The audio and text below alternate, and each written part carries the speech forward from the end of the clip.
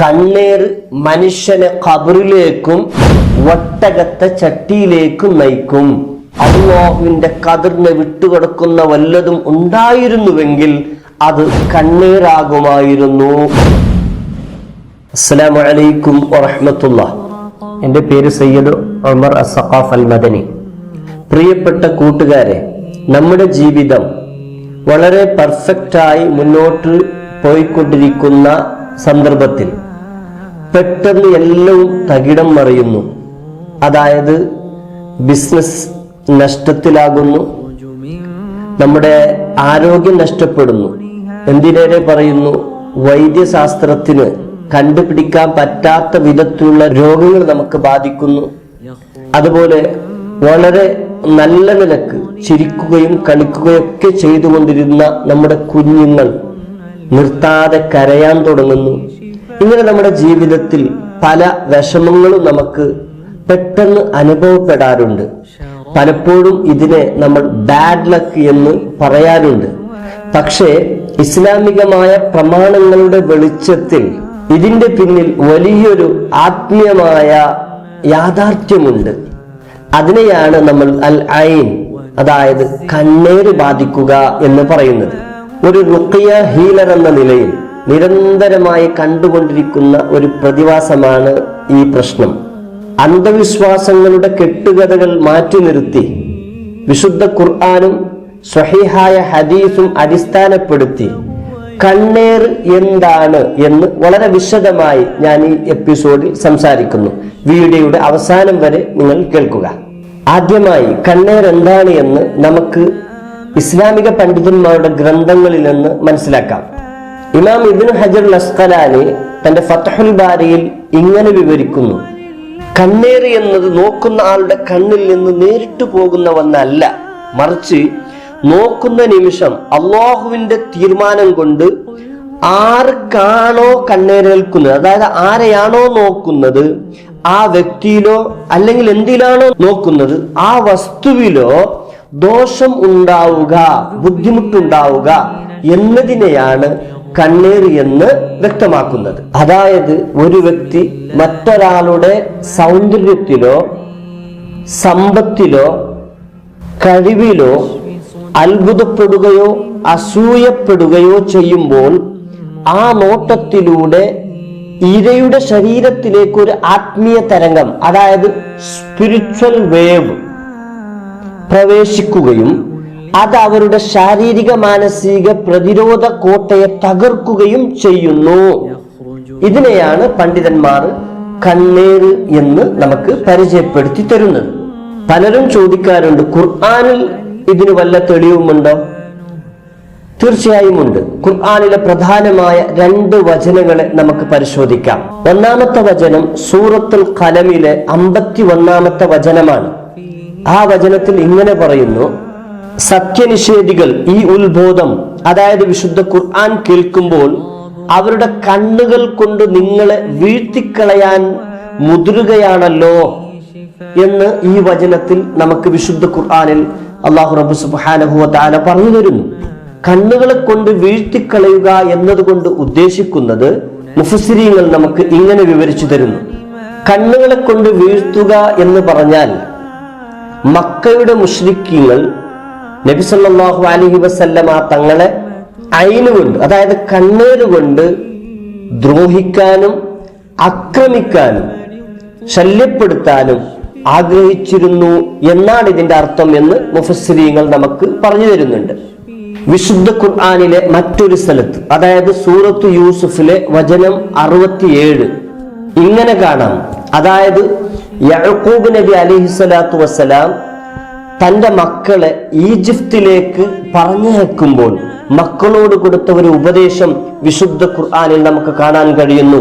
വിശുദ്ധ ഖുർആനിൽ നമുക്ക് ഇങ്ങനെ കാണാം: യാ ബനിയ ലാ തദ്ഖുലൂ മിൻ ബാബിൻ വാഹിദ് വദ്ഖുലൂ മിൻ അബ്വാബിൻ മുതഫർരിഖ.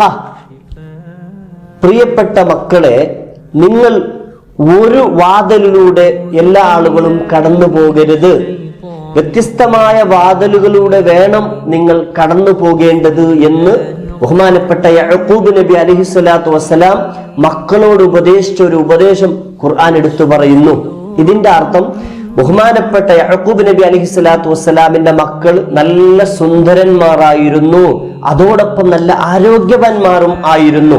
മറ്റുള്ളവരുടെ കണ്ണേറേൽക്കാതിരിക്കാൻ വേണ്ടിയാണ് ഇത്തരത്തിലുള്ള നിർദ്ദേശം ബഹുമാനപ്പെട്ട യഅഖൂബ് നബി അലൈഹിസ്സലാത്തു വസ്സലാം നൽകി എന്ന് ഈ ആയത്ത് ഉദ്ധരിച്ചുകൊണ്ട് ഇതിന്റെ വ്യാഖ്യാതാക്കൾ നമുക്ക് പഠിപ്പിച്ചു തരുന്നു. അതായത് വിശുദ്ധ ഖുർആനിൽ ഒന്നിലധികം സ്ഥലത്ത് കണ്ണേറ് മനുഷ്യനിക്ക് ബാധിക്കും, കണ്ണേറിലൂടെ മറ്റൊരാളുടെ സമ്പത്തിലും മറ്റൊരാളുടെ സൗന്ദര്യത്തിലും മറ്റൊരാളുടെ ആരോഗ്യത്തിലൊക്കെ വില്ലലേൽക്കും എന്ന് വിശ്വസിക്കുന്നതിൽ തെറ്റില്ല. ആ വിശ്വാസം പ്രവാചകർ വെച്ച് പുലർത്തിയിട്ടുണ്ട് എന്നൊക്കെ മനസ്സിലാക്കി വിശുദ്ധ ഖുർആൻ നമുക്ക് മനസ്സിലാക്കി തരുന്നു. അപ്പോൾ നമുക്ക് വിശുദ്ധ ഖുർആനിനെ അടിസ്ഥാനപ്പെടുത്തിയും കണ്ണേർ യാഥാർത്ഥ്യമാണ്, കണ്ണേർ ഉള്ളതാണ്, കണ്ണേർ മറ്റൊരാളുടെ ജീവിതത്തിൽ ബാധിക്കും എന്ന് നമുക്ക് മനസ്സിലാക്കാം. ഇനി നമുക്ക് ഹദീസുകൾ പരിശോധിക്കാം. ഇമാം മുസ്ലിം റിപ്പോർട്ട് ചെയ്യപ്പെട്ട ഒരു ഹദീസിൽ നമുക്ക് ഇങ്ങനെ കാണാം: കണ്ണേർ യാഥാർത്ഥ്യമാണ്, അൽ ഐനു ഹഖ്, കണ്ണേർ യാഥാർത്ഥ്യമാണ്. അള്ളാഹുവിന്റെ ഖദറിനെ, അള്ളാഹുവിന്റെ വിധിയെ മറികടക്കുന്ന വല്ലവൊന്നും ഉണ്ടായിരുന്നുവെങ്കിൽ അത് കണ്ണേറാകുമായിരുന്നു. അതായത് കണ്ണേർ അള്ളാഹുവിന്റെ ഖദറിനെ വിട്ടുകിടക്കും എന്നല്ല ഇതിന്റെ അർത്ഥം. പണ്ഡിതന്മാർ വിവരിച്ചുകൊണ്ട് പറയുന്നു, അള്ളാഹുവിന്റെ ഖദറിനെ വിട്ടുകിടക്കുന്ന ഒന്നുമില്ല. പക്ഷേ കണ്ണേറിന്റെ ഗൗരവം നമുക്ക് പഠിപ്പിച്ചു തരാൻ വേണ്ടി നബി സല്ലല്ലാഹു അലൈഹി വസല്ലമ തങ്ങൾ ഇങ്ങനെ പറഞ്ഞു: അള്ളാഹുവിന്റെ ഖദറിനെ വിട്ടുകിടക്കുന്ന വല്ലതും ഉണ്ടായിരുന്നുവെങ്കിൽ അത് കണ്ണീറാകുമായിരുന്നു എന്ന് നബി സല്ലല്ലാഹു അലൈഹി വസല്ലമ തങ്ങൾ നമുക്ക് പഠിപ്പിച്ചിരുന്നത് ഇമാം മുസ്ലിം റിപ്പോർട്ട് ചെയ്യുന്നുണ്ട്.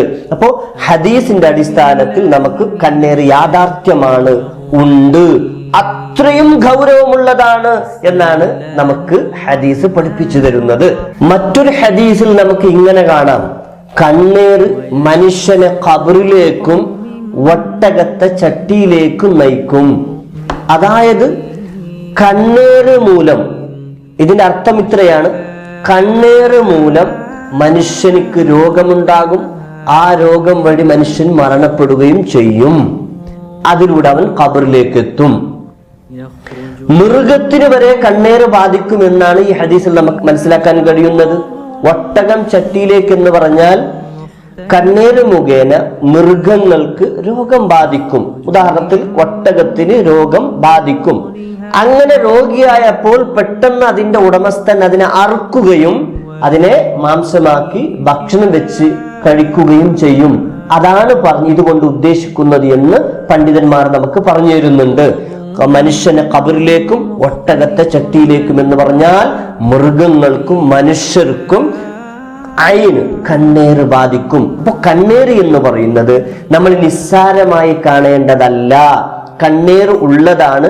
വിശുദ്ധ ഖുർആൻ അത് പഠിപ്പിച്ചു, ഹദീസ് പഠിപ്പിച്ചു. ഇത് വ്യാഖ്യാനിച്ച പണ്ഡിതന്മാർ വളരെ വിശദമായി നമുക്ക് ഇതിന്റെ വിശദ വിവരണങ്ങൾ പറഞ്ഞു തന്നിട്ടുണ്ട്. ചുരുക്കി പറഞ്ഞാൽ മനുഷ്യനിക്ക് ഒരാളുടെ കണ്ണേറ് തട്ടും, കണ്ണേറേൽക്കും. അത് മനുഷ്യർക്കേൽക്കും, മൃഗങ്ങൾക്കേൽക്കും, സമ്പത്തിനേൽക്കും, ബിസിനസ്സിനേൽക്കും, സൗന്ദര്യത്തിനേൽക്കും. അത് എങ്ങനെയാണ് സംഭവിക്കുക എന്നെല്ലാം നമുക്ക് അടുത്ത എപ്പിസോഡുകളിൽ സംസാരിക്കാം. ചുരുക്കി പറഞ്ഞാൽ അങ്ങനെ സംഭവിക്കലിലൂടെ മനുഷ്യൻ പല ബുദ്ധിമുട്ടും മനുഷ്യനിക്കുണ്ടാകും. മരണം വരെ സംഭവിക്കും. ബിസിനസ് നഷ്ടത്തിലാകും, സൗന്ദര്യം നഷ്ടപ്പെട്ടു പോകും, ഉന്മേഷം നഷ്ടപ്പെട്ടു പോകും. ഞാൻ ഇതുമായി ബന്ധപ്പെട്ടത് ഇൻഷാ അല്ലാഹ്, അതായത് കണ്ണേറുമായി ബന്ധപ്പെട്ടത് ഒരുപാട് എപ്പിസോഡുകളായി പഠിപ്പിച്ചു തരാനാണ് ഞാൻ ഉദ്ദേശിക്കുന്നുള്ളത്.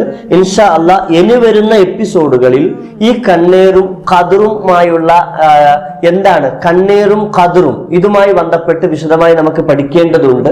അതുപോലെ കണ്ണേറ് ബാധിച്ചാൽ ഉണ്ടാകുന്ന സിംറ്റംസ്, അടയാളങ്ങൾ എന്താണ് എന്ന് നമുക്ക് പഠിക്കേണ്ടതുണ്ട്. അതുപോലെ കണ്ണേറ് ബാധിച്ചാൽ നമുക്ക് എന്തൊക്കെയാണ് പ്രതിവിധികൾ, അതായത് സ്പിരിച്വൽ ഇമ്മ്യൂണിറ്റി എന്താണ് എന്നെല്ലാം വളരെ വിശദമായി നമുക്ക് ഏകദേശം 10-ലധികം എപ്പിസോഡുകളിലായി നമുക്ക് കണ്ണേറിനെ പറ്റി മാത്രം അവതരിപ്പിക്കണമെന്ന ഒരു പ്ലാൻ ഉണ്ട്. അതുകൊണ്ട് സുഹൃത്തുക്കളെ, നിങ്ങളോട് പ്രത്യേകിച്ച്, കാരണം ചിലപ്പോൾ നിങ്ങൾ ബിസിനസ് നടത്തുന്നവരാകാം, അതുപോലെ സാമ്പത്തികമായി വളരെ പ്രശ്നം നേരിടുന്നവരാകാം, അതുപോലെ പല നിലക്കും ഉന്മേഷമില്ല, പല നിലക്കും നിങ്ങൾ രോഗം അനുഭവപ്പെടുന്നവരാകാം. അതെനിക്ക് പല പ്രതിവിധികൾക്കും നിങ്ങൾ സമീപിക്കുകയും ചെയ്യുന്നുണ്ടാകാം. പക്ഷെ അതിലൊക്കെ നിങ്ങൾക്ക് പലപ്പോഴും പരിഹാരം കിട്ടാതിരിക്കുമ്പോൾ നമ്മൾ ഈ തെളിവിന്റെ അടിസ്ഥാനത്തിലൊക്കെ ഇതിന്റെ പിന്നിൽ ചിലപ്പോൾ നമുക്ക് കണ്ണീറാകാം എന്ന് ഒരു സംശയം ഉണ്ടാകാമല്ലോ, സ്വാഭാവികമാണ്. അങ്ങനെ അതിനെ നമ്മൾ മനസ്സിലാക്കണം. നമ്മൾ കണ്ണീരുള്ള പ്രതിവിധിക്ക് ആദ്യമായി ചെയ്യേണ്ട ഒരു വിഷയമാണ് കണ്ണീർ ഉണ്ട് എന്ന് നമ്മൾ വിശ്വസിക്കലും മനസ്സിലാക്കലും. എന്നാലല്ലേ നമുക്ക് മറ്റുള്ള പ്രതിവിധികളിലേക്ക് ഒന്ന് എല്ലാം സമീപിക്കാൻ കഴിയുള്ളൂ. അതുകൊണ്ട് നമ്മൾ ഈ എപ്പിസോഡിൽ വളരെ വിശദമായി മനസ്സിലാക്കിയത് കണ്ണീർ യാഥാർത്ഥ്യമാണ്, ഉണ്ട്, അത് നിഷേധിക്കേണ്ടതല്ല. ഖുർആൻ അത് പഠിപ്പിച്ചു തരുന്നുണ്ട്, ഹദീസ് പഠിപ്പിച്ചു തരുന്നുണ്ട്. ഖുർആനും ഹദീസും ഉദ്ധരിച്ച് പണ്ഡിതന്മാർ വളരെ വിശദമായി അതിന്റെ അർത്ഥങ്ങളും അതുമായി ബന്ധപ്പെട്ട വിഷയങ്ങൾ നമുക്ക് പഠിപ്പിച്ചു തരുന്നുണ്ട് എന്ന് നമ്മൾ ഈ എപ്പിസോഡുകളിൽ മനസ്സിലാക്കി. സുഹൃത്തുക്കൾ, എനിക്ക് വളരെ പ്രധാനമായി പറയാനുള്ളത്, ഒരു റുഖിയ ഹീലർ എന്ന നിലക്ക്, അല്ലെങ്കിൽ ഇസ്ലാമികമായ ഈ സ്പിരിച്വൽ വഴിയിലൂടെ മറ്റുള്ള ആളുകളെ കൺസൾട്ട് ചെയ്യുന്ന ഒരു കൺസൾട്ടേഷൻ ഫീൽഡിലുള്ള ഒരാളെന്ന നിലക്ക് എനിക്ക് പ്രത്യേകിച്ച് പറയാനുള്ളത്, അപ്പോൾ നിങ്ങൾ ആരും ഇതിനെപ്പറ്റി പേടിക്കേണ്ടതില്ല. എനിക്ക് കണ്ണീരുണ്ടോ എന്ന് അങ്ങനെയുള്ള ഒരു വിശ്വാസമാകേണ്ടതുമില്ല. പ്രത്യേകിച്ച് ഞാൻ എന്തിനിത് പറഞ്ഞു എന്ന് വെച്ചാൽ, ഇത്തരം ബുദ്ധിമുട്ടുകളിലൂടെ ചിലപ്പോൾ നമുക്ക് വലിയ ബുദ്ധിമുട്ടുകൾ നമുക്ക് സംഭവിക്കാൻ സാധ്യതയുണ്ട്.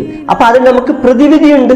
ഖുർആന് ഏതൊരു വിഷയത്തെ, ഏതൊരു രോഗത്തെ, ഇല്ലെങ്കിൽ പരിശുദ്ധ ഇസ്ലാം ഏതൊരു രോഗത്തെ പരിചയപ്പെടുത്തുമ്പോഴും അതിനുള്ള പ്രതിവിധി പോലും പരിചയപ്പെടുത്തിയിട്ടുണ്ട്. അങ്ങനെയാണല്ലോ, ഒരു പ്രതിവിധി ഇല്ലാത്ത ഒരു പ്രശ്നങ്ങളും ഇസ്ലാമിന്റെ പെർസ്പെക്റ്റീവിൽ ഇല്ല. അപ്പൊ നമ്മൾ ഇത് എന്തിനു പറഞ്ഞു എന്ന് വെച്ചാൽ ആരെയും പേടിപ്പിക്കാനോ പാനിക്കാക്കാനോ അല്ല. തീർച്ചയായും നമുക്ക് ആദ്യം അതിന് പ്രതിവിധി നേടണമെങ്കിൽ, നമ്മളൊരു അതിനുള്ള സൊല്യൂഷൻ കണ്ടെത്തണമെങ്കിൽ ഇത് ഉണ്ട് എന്ന് നമ്മൾ ആദ്യം മനസ്സിലാക്കണ്ടേ, ഇത് യാഥാർത്ഥ്യമാണെന്ന് നമുക്ക് ബോധ്യമാവണ്ടേ. അതിനു വേണ്ടിയാണ് ഞാൻ ഈ വിഷയം അവതരിപ്പിച്ചിട്ടുള്ളത്. ഇൻഷാ അല്ലാഹ് ഇങ്ങനെ സംഭവിച്ചു കഴിഞ്ഞാൽ അതിനുള്ള പ്രതിവിധികളും ഇസ്ലാം കൽപ്പിച്ചിട്ടുണ്ട്. ആ പ്രതിവിധികളൊക്കെ നമ്മൾ ഇൻഷാ അല്ലാഹ് ഈ എപ്പിസോഡുകൾ, ഇതിന്റെ ഈ സീരീസിൽ നിങ്ങൾക്ക് കിട്ടുന്നതായിരിക്കും. അതുകൊണ്ട് സുഹൃത്തുക്കളെ, ഈ വീഡിയോ നിങ്ങൾക്ക് ഉപകാരപ്പെടുമെന്ന് ഞാൻ വിശ്വസിക്കുന്നു. നിങ്ങൾക്ക് അങ്ങനെ തോന്നുന്നുണ്ടെങ്കിൽ നിങ്ങൾ ഈ വീഡിയോ ഒന്ന് ലൈക്ക് ചെയ്യുക. നിങ്ങൾ സബ്സ്ക്രൈബ് ചെയ്ത് തൊട്ടടുത്തുള്ള ബെല്ലൈക്കൺ കൂടി എനേബിൾ ചെയ്ത് കഴിഞ്ഞാൽ അടുത്ത ഇതിന്റെ തുടരെയുള്ള എപ്പിസോഡ് നിങ്ങൾക്ക് കിട്ടുമ്പോൾ അതിന്റെ നോട്ടിഫിക്കേഷൻ നിങ്ങൾക്ക് കിട്ടും. അപ്പോൾ നിങ്ങൾക്ക് ഇതിനെ കാണാൻ വളരെ ഈസി ആയിരിക്കും. അതുപോലെ പല പ്രശ്നത്തിലും കുടുങ്ങിയ നിങ്ങൾ ഒരുപാട് സുഹൃത്തുക്കൾ ഉണ്ടാവും. അവരും ഇതൊന്ന് മനസ്സിലാക്കി അവരും അവരുടെ പ്രശ്നത്തിന് ഒരു പ്രതിവിധി നേടട്ടെ. നിങ്ങളുടെ സഹായം എന്ന നിലക്ക് ഈ വീഡിയോ നിങ്ങൾ ഷെയർ ചെയ്യാൻ മറക്കരുത്. ഇൻഷാ അല്ലാഹ് അടുത്ത എപ്പിസോഡിൽ നമുക്ക് വീണ്ടും കാണാം. അസ്സലാമു അലൈക്കും വറഹ്മത്തുള്ളാഹി വബറകാതുഹു.